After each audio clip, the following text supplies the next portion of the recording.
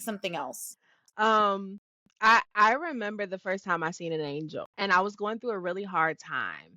I think I was having a rough time, just um in household and things, and I was a little rebellious teenager. But I remember there was like all of this stuff going on, and I think I was just feeling, I used to struggle with anxiety a lot and panic attacks and things. And I remember laying down in my bed, and there was just, I remember my ears going like very high ringing, right? And it was almost like the world just stopped. Like I was, it's like being stuck in a moment, right?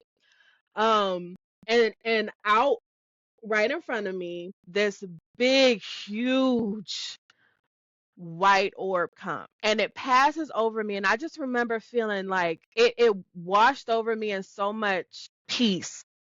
I felt peace, I felt stillness. And I remember hearing very clearly, it's gonna be okay. And I stayed up for a while, and I remember that morning I got up and I told my grandfather what I seen.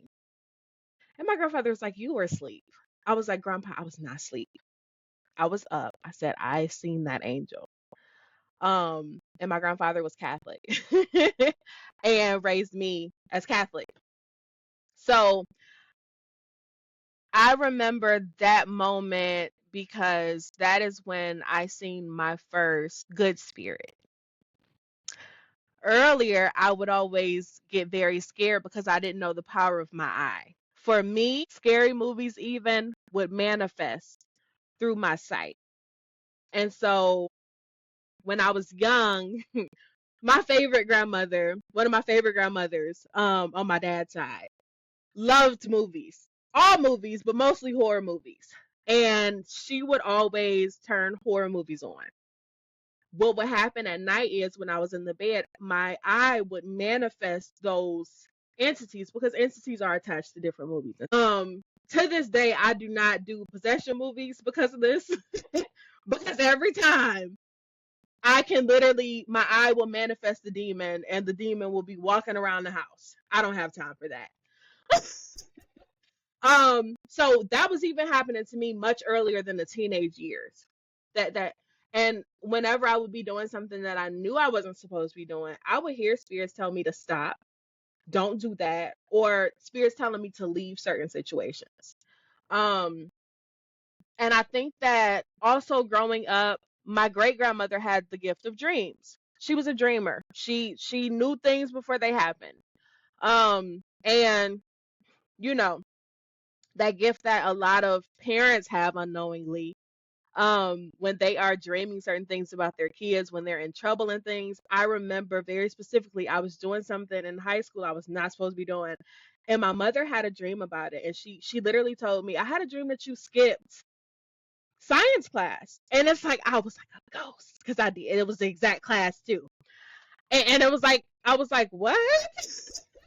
Skip science class? Not me." Yeah.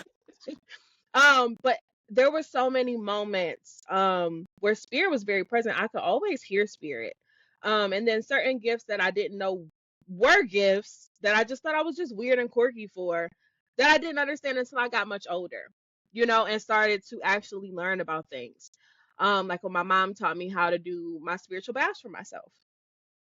And so much of my journey I have to give to my mother, because my mother taught me how to do things properly. How to properly give yourself a spiritual bath, and listen to this music and soak here. And the first spiritual bath that I had, just being that close to spirit, and saying like, "Oh, this feels so good." Like, okay, I'm so I have to say that my gift early on showed me a lot of the darker side of the spiritual realm first.